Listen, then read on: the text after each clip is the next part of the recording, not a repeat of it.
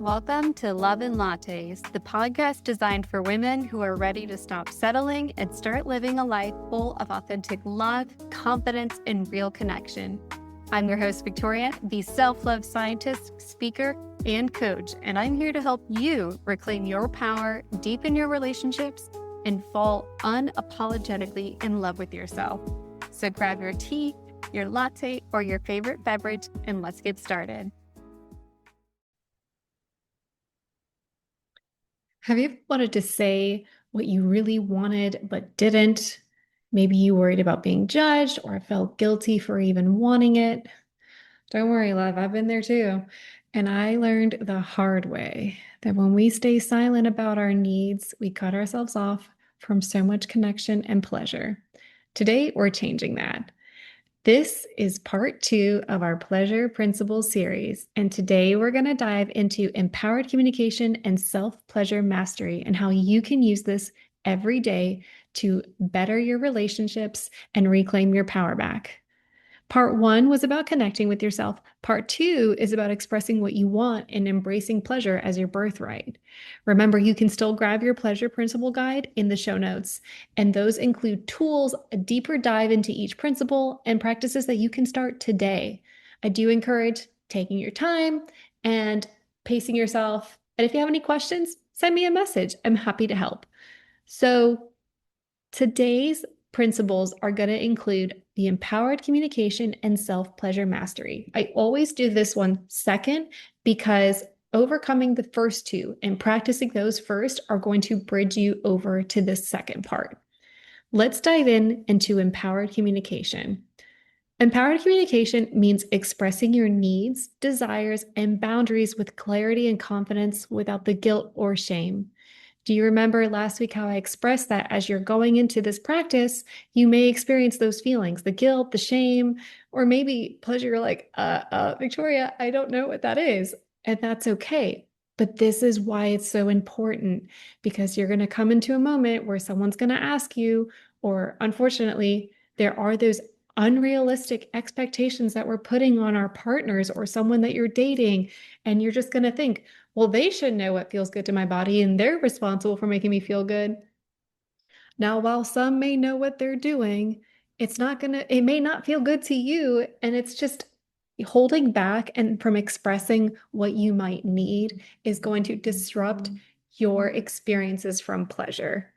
You know, I used to think, they should know, but no one is a mind reader. And the moment I started addressing and expressing like what I might need, or, just kind of stopped waiting for them to guess, everything changed. And when you stop putting that just pressure on that other person, or really just avoiding the conversations that need to be had, this is going to change everything. One of my favorite stories was coming out of my divorce, and I'm, living on my own, and I'm working a couple jobs, and I'm finally feeling ready to date.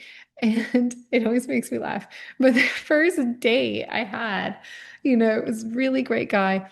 And he immediately, as we're becoming more intimate, he's like, tell me everything.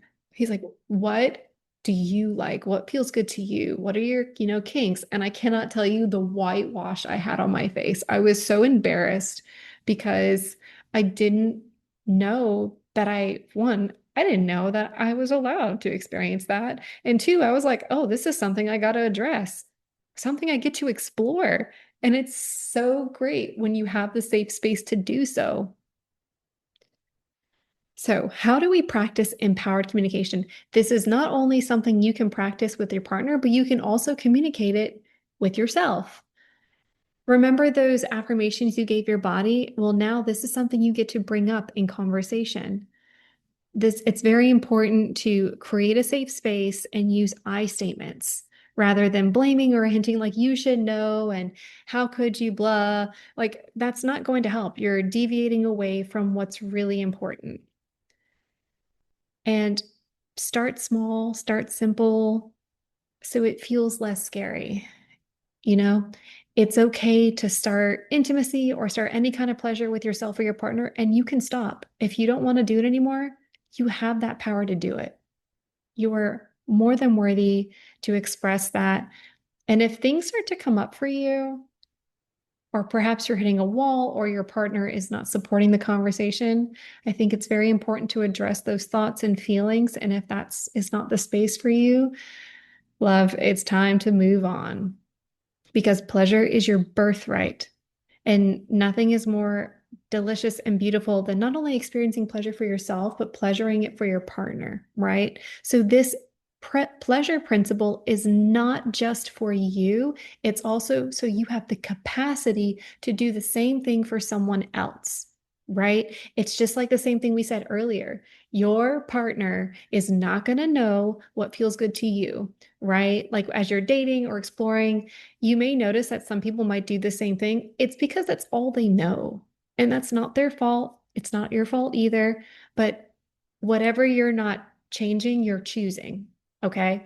So, in order to change, we need to communicate and communicate in a very smart and effective way, right?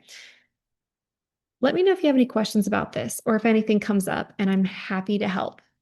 Let's dive in to the next one because as soon as we have these empowered communications, we're starting to strengthen up and we're becoming masters at this. You feel heard, you feel respected, you feel connected, you're loved. And guess what? Your relationships are thriving.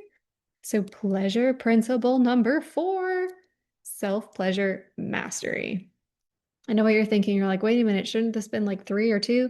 No, no, no. Remember the first 2 where it was about exploring mindfully, and then we address the body positivity. And that's just, that's literally conquering the thoughts that come up because, again, we're self-conscious beings. We're so used to people pleasing, and we're trying to squash that. And now we have a voice and we can have powerful conversations. So, this is about something sacred, creating an intentional practice with yourself. And that is going to build up so much more confidence within you. Girl, you're going to be shining. I'm so excited. I came up and created this principle because when I noticed that all the other principles were lined up and I stopped rushing and really started exploring pleasure more than just, this one connection to sex, and that it was like an overall, like, pleasure is literally a lifestyle. Everything changed. It became more about how it built into my confidence and less about the performance, right? So I created, even at the beginning of this year and not early, but late last year when I came out of my detox, I was like, I'm going to start romanticizing my life. I'm going to start creating a life where I feel pleasure in myself. I feel it when I wake up. And it's just, this is going to be the life that makes me feel good. And you get to do the same. So, how do we do that? First, let's set the scene. You need to take everything you've learned from the first 3 principles and keep it close. This is not something you do once. This is something that's going to change for you over time. And guess what? That's amazing. And you're allowed to have, changes, but you need to keep that in mind, you know?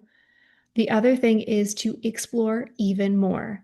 Try different versions of physical touch, try different toys, new lubes, breath work, playlists.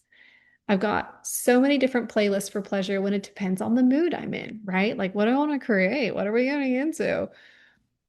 And understand that self-pleasure mastery is not just about, having an orgasm or pleasing your partner, but it's literally about just being present and understanding that self-care is so, so, so sexy. And if you don't experience an orgasm the first time or the first 3 times, the 12 times, it's okay. It's not about the finish line. It's about the journey. It's about practicing and playing, giving yourself grace.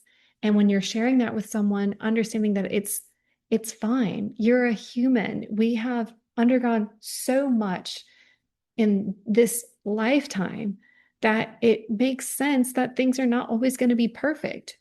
And that's what self-pleasure mastery is. It's understanding and mastering the skills, experimenting with yourself and those around you, if you choose to, on what feels good. You'll learn what you like, you'll let go of the shame, and you're going to build a deeper sense of self-trust and confidence. And that is going to add so much value to your relationships.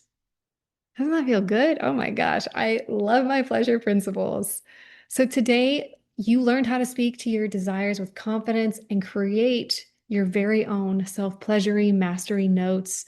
And all this is going to empower you.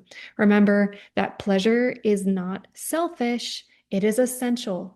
It is a part of what it means to be human. Despite what you see around you, I know we're in this high society where it's all work and no play, but guess what?